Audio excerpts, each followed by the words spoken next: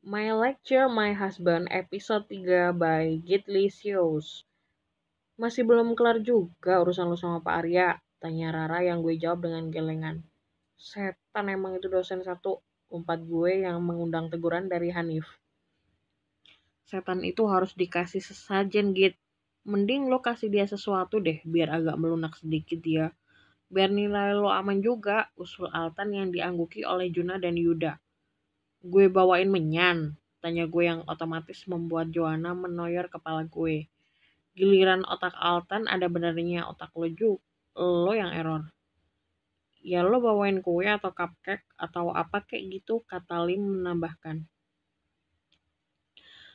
Buah juga bisa, tambah Junah. Kalau enggak kasih apa kek? Parfum atau dompet buat orang kaku semacam dia. Kini Yuda yang memberi usul.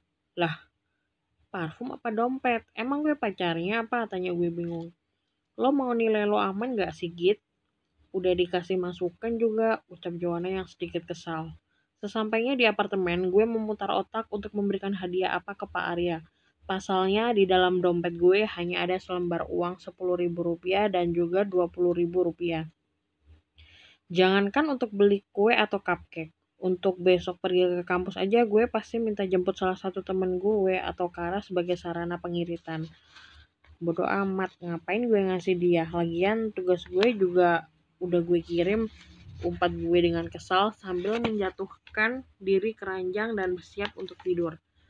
Suara getar handphone membuat gue mengalihkan perhatian dan melihat satu notifikasi pesan dari Pak Arya yang langsung membuat gue spontan mengumpat.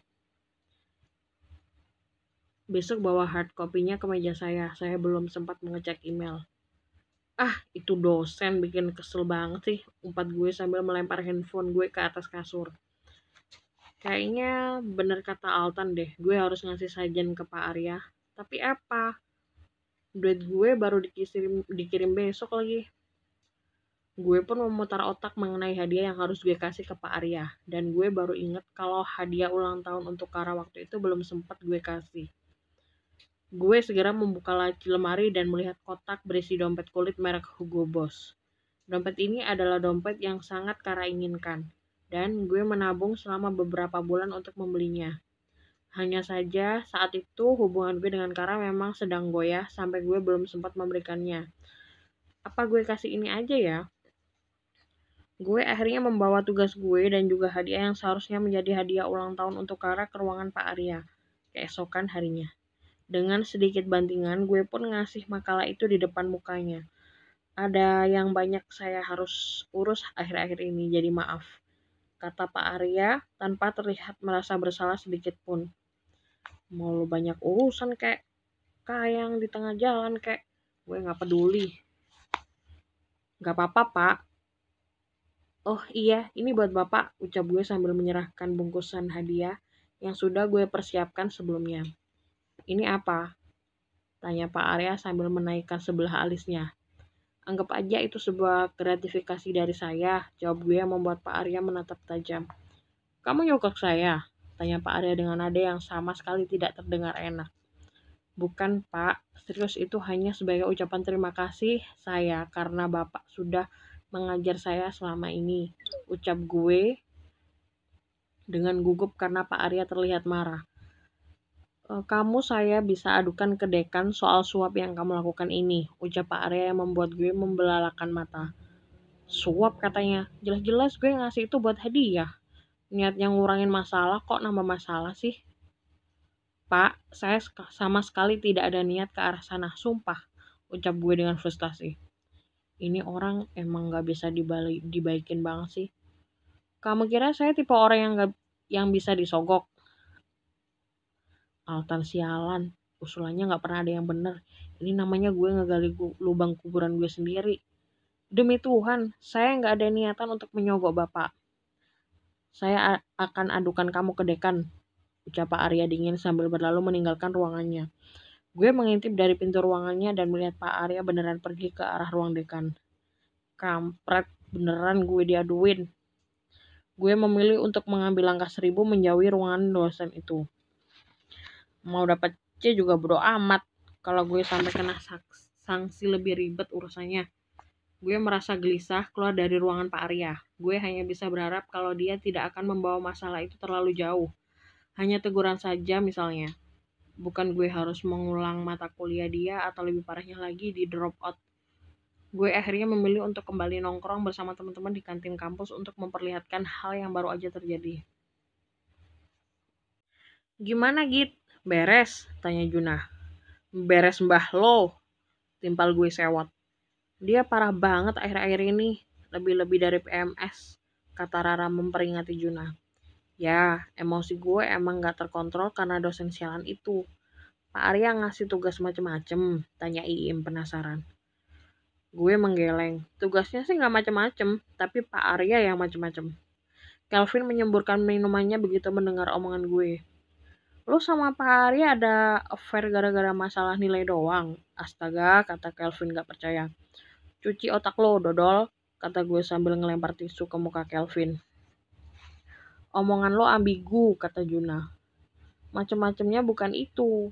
Dia ada aja alasan yang bikin gue ngulur-ngulur ngumpulin tugas. Pokoknya ngeselin lah, belum lagi ide kasih hadiah lo itu. Gue malah dituduh mau nyuap dan mau diaduin ke dekan. Gerutu gue yang membuat teman-teman gue kaget. Serius Pak Arya sampai segitunya? Nuduh lo nyuap dia? Tanya Junah yang gue jawab anggukan. Rasanya gue pengen nangis sekarang. Terus gimana? Jadi diaduin ke dekan? Lo salah ngomong kali, tanya Alta sedikit panik yang membuat gue mendelik. Semua gara-gara lo, umpat gue kesal. Lo ngomongnya gimana emang, tanya Joanna. Ya gue cuman ngomong kalau itu sebagai gratifikasi, tapi Pak Aryanya malah begitu. Nggak tahu deh bakal diaduin atau enggak, yang jelas tadi dia pergi ke arah ruang dekan. Sekarang gue cuman mau cepet pulang ke rumah dan gak ketemu sama dia lagi. Semoga gak ada apa-apa. Gue udah gak peduli sama nilai gue gimana. Gila, Pak Arya kok gitu banget ya? Tanya Yuda sambil menggelengkan kepalanya seakan gak percaya. Tapi Pak Arya lumayan cakep loh, kata Iim yang membuat Yuda mendelik kesal. Cakepnya dia udah minus di mata gue, jawab gue pelan. Gak lama Kara bergabung di tengah-tengah kami dengan buku tebalnya. Udah lihat daftar dosen untuk semester depan? Tanya Kara yang membuat gue mengerutkan alis. Udah ada, cepet amat sih, keluh gue. Masuknya emang masih 2 bulan lagi, tapi bulan depan paling lambat ngisi KRS. Daftar matkul sama dosennya udah ada. Coba kalian lihat SIA. Selain posisi menentukan prestasi, di dunia perkuliahan juga berlaku dosen menentukan prestasi. Dan gue memekik heboh saat melihat nama Sadewa Bentara Arya ada di daftar 2 mata kuliah yang harus gue tempuh di semester depan.